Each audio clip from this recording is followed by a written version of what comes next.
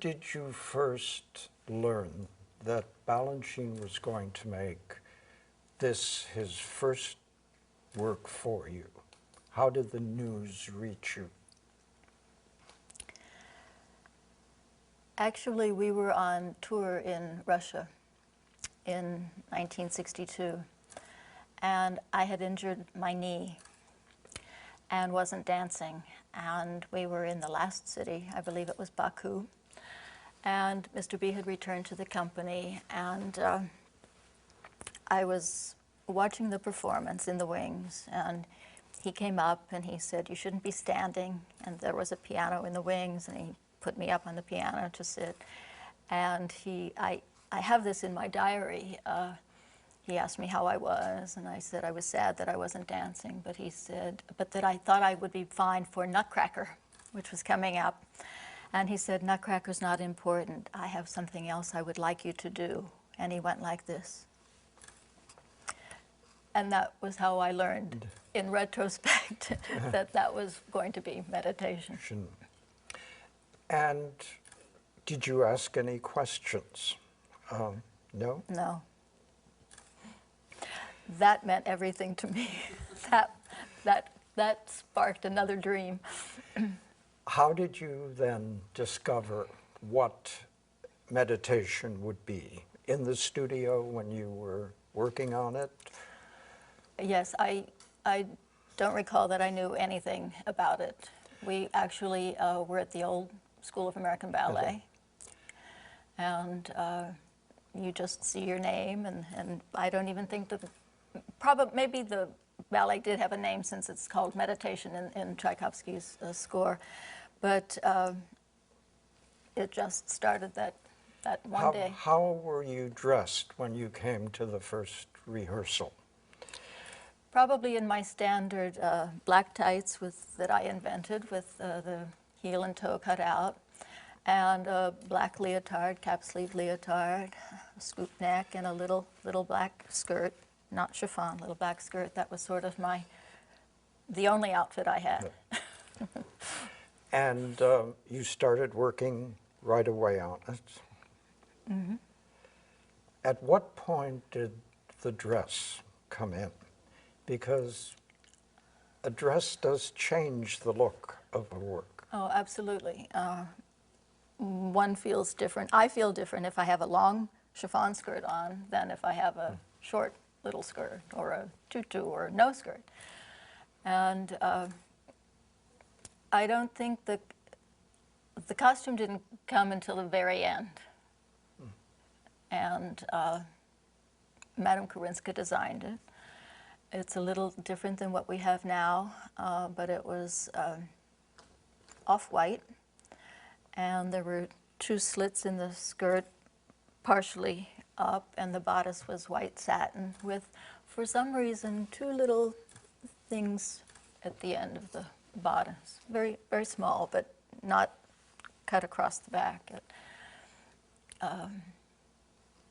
Simple costume, but the boy's costume was very much like a poet. He was in black tights, I believe, pink sleeves, tunic, and a black velvet bodice over it, looking in full sleeves, looking very much like a poet. That changed, didn't it? That was only the premiere was done that way. Mm-hmm. I have some pictures, but that's the only time it was done that way. And then Mr. B decided he wanted, I suppose, you know, in those, not only in those days, but still today with me, there's not a long rehearsal period. So you're mostly focusing on the choreography. And then you have a quick stage rehearsal and a little lighting and a costume, and then you're on, you know. So, how many so probably rehearsals? that was the first time Mr. B probably had an opportunity to see what it would look like. And he decided he didn't want the poet look. He probably he wanted the man in the present day, and my costume stayed in the visionary or the poetic stage. The recording of the pas de deux, was not dressed as it would be on stage for practical reasons. The man was in light clothing, light-colored clothing, because we have black curtains. The woman was in a semblance of white. Talk about a little more about the change in the man's costume after the poet costume was discarded. I imagine that Mr. Balanchine wanted to have the look of totally different worlds, you know, her being in his thoughts and him being in the present. And so his costume became, he was in shoes, regular little shoes with a heel. I believe Jacques had ballet shoes on the first time, which it's hard to walk in ballet shoes, you know, in this kind of character that you want if you don't have heels on your shoes. It just makes your stance different because you would walk heel first instead of, like a dancer, you would walk toe first. And then he had currant trousers on, blackish, and a gray sort of type of, more than a t-shirt, but that kind of short sleeves and that kind of material, to put him in the present day, maybe to just accentuate the difference of time. And as I said, she stayed in that world. They meet in a new world, and then he goes back to his alone world. Although in a sense she's timeless. It's not that specific a dress. The loose hair. Was that the first time you had worn your hair free? Yes. How do you feel about, is it like the dress or more important than the dress, how you wear your hair? I feel different if my hair is curled or if it's up or if it's long or straight. It makes you move differently. It gives you a different personality, you know, personage. It's more flowing, you know, it's more vulnerable. And this ballet is, if among many things, very vulnerable. So it at the same time, it gives you a veil, you know, not meaning to be secretive, but it gives you a theatrical way of being hidden. I noticed you used your eyes very decidedly. You looked where you were going, you looked where you were reaching. Were you conscious of that? For me, that was part of the dance and the choreography. When I was working with the dancers? Yes. Oh, yes, absolutely. I very much use my eyes. It's one thing that I don't see in most dancers today, the use of the eyes. There's nothing more impressive than actually looking at someone, you know. Yes. And in addition to it being drawing the audience and the two dancers together, it's the genesis of the movement, you know. And people tend to dance with their eyes down or else in the mirror, you know. And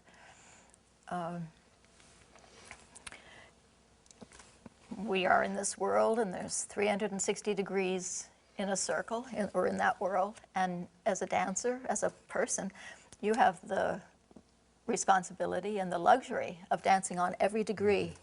And so think of all the possibilities that has in it, you know. How many rehearsals did you actually have? I don't recall. Lots, few? I don't recall. And I just recall that I had so much trouble with that first entrance. Ah, I just couldn't do it at all without wobbling. and how did he get you to do it? And he, he would correct me, and I'd try again, and I'd wobble again, and then he said something I suppose was supposed to be very nice, but it didn't feel nice. He said, "Well, forget it. Let's pretend you're in." And he just abandoned it. So I was left to my own devices to work on it. And so that's why now when I teach it, I know what you really have to do to make that happen, because I had to really learn. And then he went to Hamburg to work on Chaconne at the opera. And so there was a couple weeks where we weren't working on it, and we had only gotten so far.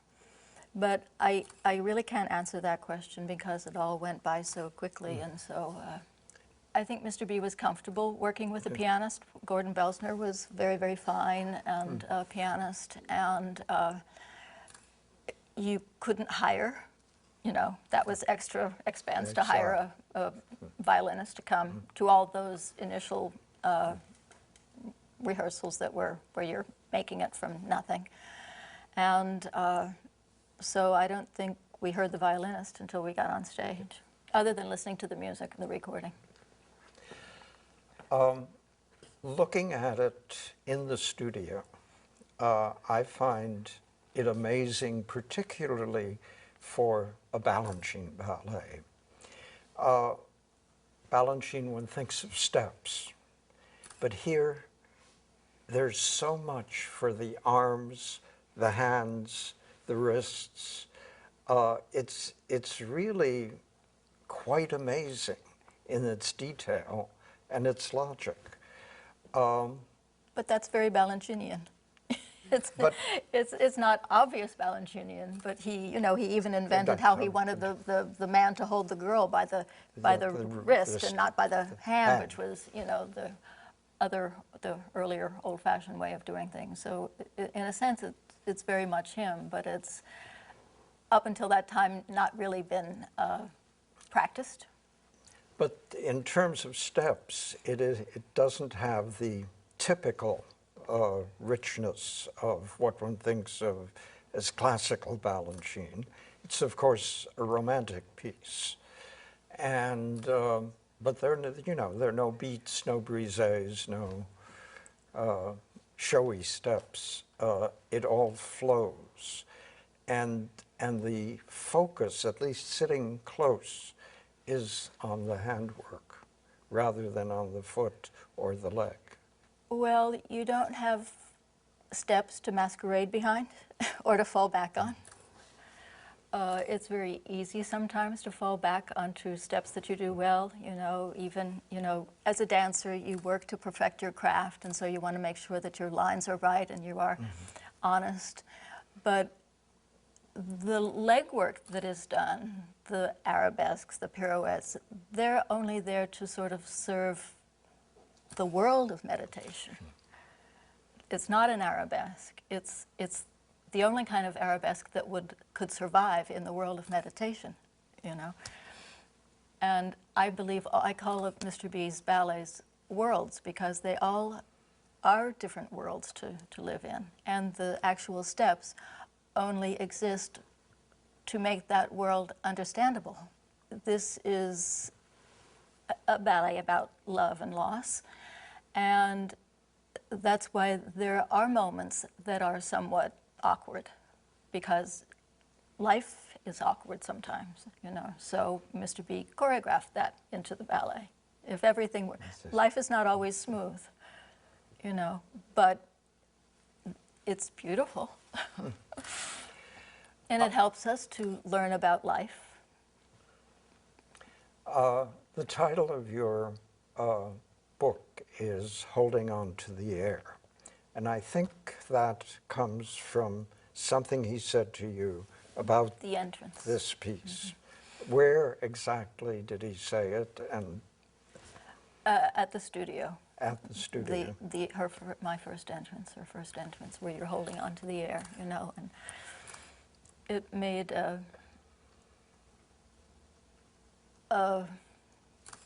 surreal kind of analogy to hold on to the air, and because we know air has weight, because we have humidity, and sometimes the air is thicker. So when you're coming through or you're parting the clouds, it takes you have to push them back, and they have weight and power, and they hold you up. Has it changed at all? I'm not so much in steps and movement, but in emphasis. Have you rethought it at all? And not so much rethought, but you can't be 18 again. Yeah. You know, Yeah. I had never been in love when I first danced meditation, so all my feelings of love came out in the choreography. That was how I learned about that potential. And then he gave me the ballet in 1965. And then when I went to Belgium, I had said to Mr. Béjar, I have a Balanchine ballet, because he thought it would be so nice to have one. And so I inquired as to whether that would be possible. And Jacques came over to Belgium and helped with the boys' part, and I remembered my part. And then subsequently I came back to the company. So naturally, it changes because one changes. At what point did you learn the man's role, and so you could teach it? Mr. Balanchine didn't want anyone to do the ballet when he gave it to me. And I was very moved. I thought that was very touching, and I honored that. And then when he passed away, I thought, well, this is just too beautiful a ballet for no one to see it. You can't keep it in a closet. So people need to see it. The advantage of having been in the ballet from nothing is that you also see what the other person is doing. Jacques was very good about learning what the woman did, and you have to know the other person's part as well. Not take it, but you have to know where they're at if you want to dance together. You can't just be a one-woman pas de deux or a one-man pas de deux if you're going to dance together. Even though they have their separate things, you have to know what the other person is doing and not sapping them of their own identity. And so whenever I stage a Balanchine ballet, I have to learn everything. So particularly, I think an advantage that I have in helping the man do what he does is that I know where she wants to be, so I can help him get her there, as opposed to him having to figure it out, because I know where she needs to be for that to happen. So that is an advantage. I enjoy learning the boys' parts. Sometimes I'm becoming a very good partner. Sometimes it's a little scary when the man's part gets more comfortable than yours. But it's another fascinating facet of learning Mr. B's choreography, and that also eliminating the myth that the man is secondary. The man is primary in his own man world for her, and she is primary in her own woman world for him. Making it happen when you have dancers to teach, as you do now, how do you start them out? Well, I said today, do you have a story? Because you have to have a story. You can't have my story, but you have to have a story that is aligned with what the ballet wants to say and how it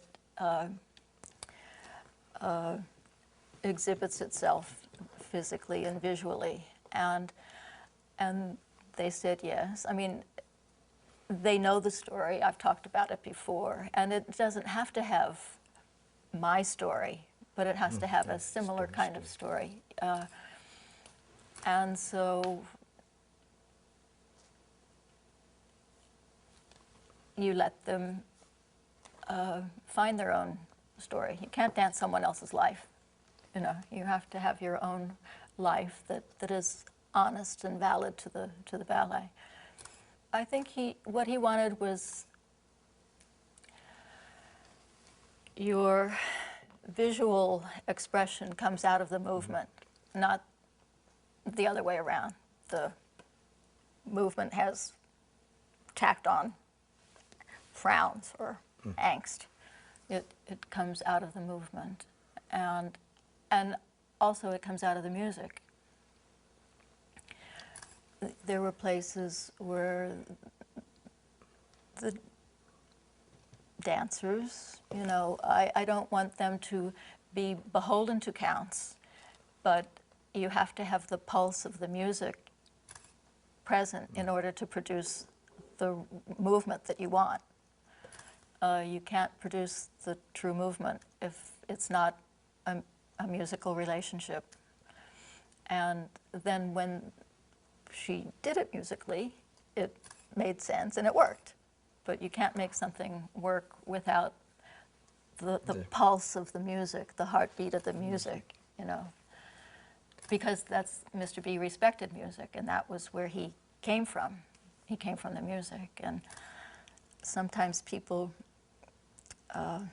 I think in retrospect that that's what he saw in me, because he had many, many good dancers and people who could do things better than me. But I think I heard the music the way he heard it, and that gave us a bond and sort of the foundation of where we understood each other and why we continued to work together in the way that we did.